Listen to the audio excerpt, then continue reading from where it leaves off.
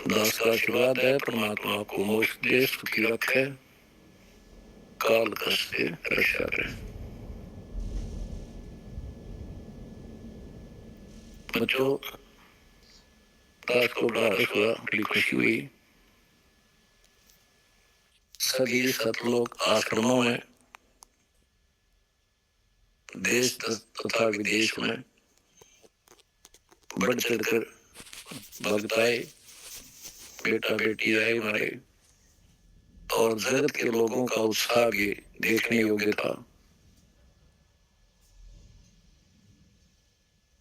आपके शिष्टाचार से, आपके अनुशासन से, आपके व्यवहार से दुनिया अचंभित है कि ये लोग कौन से लोग से आए हैं।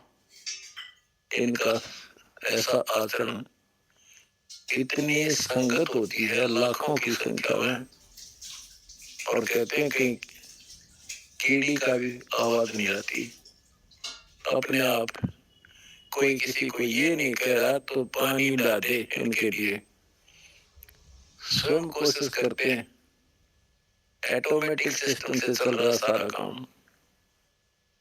तो बच्चों, आपने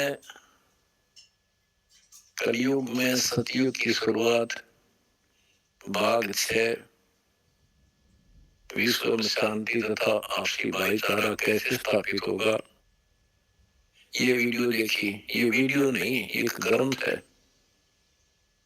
दास पहले से कहता रहा था कि आप सामान्य आत्मा नहीं हो, आप बहुत ही गजब की आत्मा हो। और आज ये स्पष्ट भी हो गया। जैसे भविष्यवाणी का नाम की जो एक पुस्तक है, उसको बहुत ही सटीक मानते हैं। और उसने यहां तक बता रखा, जैसा कि वो भविष्यवक्ता की जो वाणी पढ़ते हैं, जो वहां के जानकार हैं, प्रचारक हैं, वो बताते हैं कि उन्होंने जो 600 वर्ष पहले कहा था वो आज सारा पूरा हो रहा है।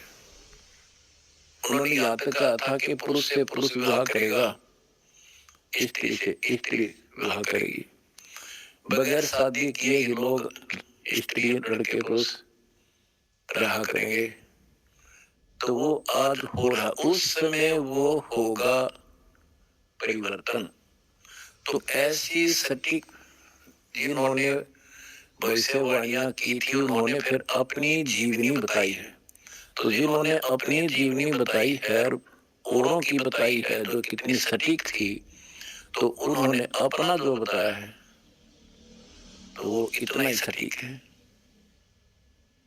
एक ने बताया कि मैं पहले सतयुग में कृपाजला नामक ऋषि था, फिर मैं नील बना, फिर सुदामा हुआ, और अब मैं अच्युतानंद हूँ। और फिर बताया कि मैं उस समय जिसमें वो अवतार 16 महाकला वाला प्रभु स्वयं धरती धरा पर होगा, अपने भगत विशेष की काया सर्जन करके उसका स्वरूप बना के वो इस धरती पे होगा। उस समय हम फिर जन्म लेंगे, तब हमारा मोक्ष होगा। उन्होंने स्पष्ट किया कि उस समय जो उनकी शरण में आ जाएगा सबकी मुक्ति होगी।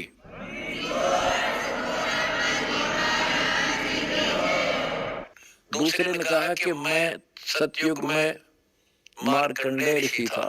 दास कथा सुनाया करता आपको, और दास ने पहले ही बताया था आपको, क्योंकि दास इस अध्यात्म का टीचर मास्टर है, PhD स्कॉलर समझ लो। उसी समय दास कहा करता था कि मार्कंडेय ऋषि इस बात पर फूल रहा है कि वो ब्रह्म की साधना करता है, और इसलिए इंद्र को कहता है कि इंद्र तू छोड़ दे इंद्र की गद्दी, आजा तुझे ब्रह्मलोक की सैल करा दूं, यानी वो विधि बता दूंगा जिससे तू ब्रह्मलोक चला जाएगा। और मार्कंडेय ऋषि ब्रह्मलोक में गया, ब्रह्म साधना करके और वो फिर क्या बना? वो कहता मैं सतयुग में मार्कंडेय ऋषि था, त्रेता में हनुमान। दास ने आपको क्लियर कर रखा है कि तप से और ओम नाम के जाप से, ओम नाम के जाप से ब्रह्मलोक प्राप्ति होती है, तप से सिद्धियां बन जाती है। तो वो सिद्धियां प्राप्त कर ली उसने ओम नाम की कमाई ने, और उसमें महास्वर्ग ब्रह्मलोक में नष्ट कर दी।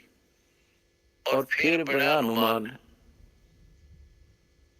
बता, फिर पत्थर उठाए, पहाड़ उठाए, जग में महिमा होगी पर मोक्ष नहीं हुआ। कोई कोई कोई। उसके बाद वो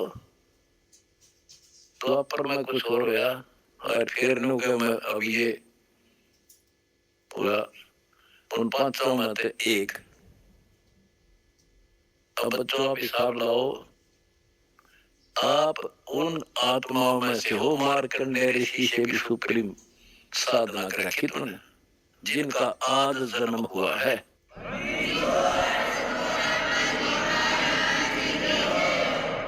गरीबदास जी ने कहा कि नारद मुनि से कहते वर्णो जो उधरे सो सतगुरु शरणो। नारद मुनि की क्यों महिमा गाओ, इस जैसे कोई गिनती नहीं इनकी। जिसका उद्धार हुआ कबीर परमात्मा की शरण में आकर ही हुआ है। लख बरसूला झूठ ही लख बरसाओ दे, लख बरती जहान में तो सतगुरु सुना ले। आप वो आत्मा है संबंध जैसी, पेटा भी काट दिया परमात्मा के लिए, लेकिन कोई ना कोई त्रुटि बनी रही, चूक चाकरी में रहेगी, पार नहीं हुए। अब वो पीक टाइम आ गया बच्चों, अब आपको शिक्षित किया। ऐसे इतिहास समय समय पर आपके सामने रूबरू कर दिए, आप इतने दृढ़ हो गए हो, अब यह भूल कर नहीं सकते, मर सकते हो। मोक्ष प्राप्ति होगी, गारंटीड होगी आपकी, क्योंकि जहाज भर भर का भगवान ले जाएगा।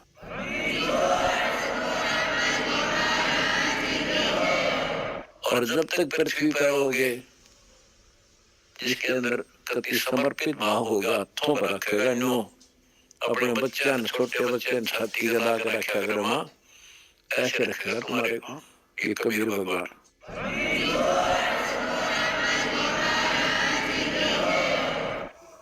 दास आपको बार बार कहता रहा था कि भाई मुझे तुम जेल में ना समझियो, यह गलती ना करना, थोड़ा टाइम दो ना, ऑन दे टाइम थोड़ा। और तुमने भी दास की बातों पर विश्वास किया और दास को अपने साथ समझा, तो आज हम सफल हुए। इसमें किसी का दोष नहीं होता, उसने नो कर दिया, उसने नो कर दिया, उसने हमारे गलत मुकदमे बना दिया ना। हम तो वो कहते चोर ने नहीं पकड़े, चोर की माँ को पकड़े। एक लड़का चोरी करने लग गया तो राजा के पास ले गए, बोला भाई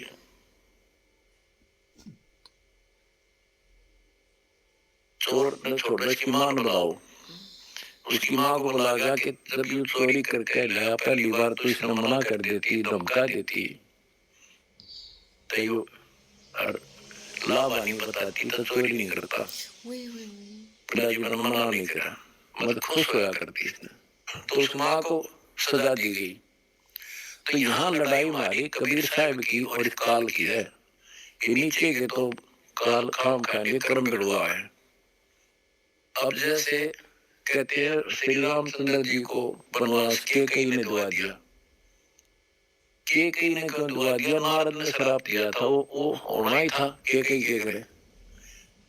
तो चोर की माते नारद था, खुद बकवाद करी, पहले तो बाल ब्रह्मचारी पाक गया, तपस्या करने गया, भगवती मन जीत ली इंद्री, भगवान ने उसकी घिसका दी। कबीर साहब आए उसकी बयान में टिकन खातिर, फिर सजा राम को जो मिली, विष्णु रूप धारण करके स्वयंवर होता देखा, वो पहुंच गया ब्याह करने, और लड़की सुंदर थी, युद्ध अपनी आई बिरा था विष्णु। तो श्राप दे दिया, भाई तू वो भी सुनवा लिया था उसने। भगवान उसकी जान बचाना चाहता था, इसका अहंकार हो गया। तो कहने का भाव ये है कि नारद के कारण हुआ सारा। तो ये तो काल ने कर रखा था हमारे साथ, और परमात्मा हमारी परीक्षा ले रहा था। कहते हैं मोला बैठा मोर से और देख जन की भेड़। परमात्मा बैठा है और हमारे सब कर्तव्यों पर नजर रखता है। ये कितना शूरवीर है, मेरे मार्ग पर मेरे पर कितना विश्वास है। आपने विश्वास रखा तो आज सफल हो गया। आपका तो उद्धार होगा ही होगा, अब सारे संसार का उद्धार होगा, सारे संसार का।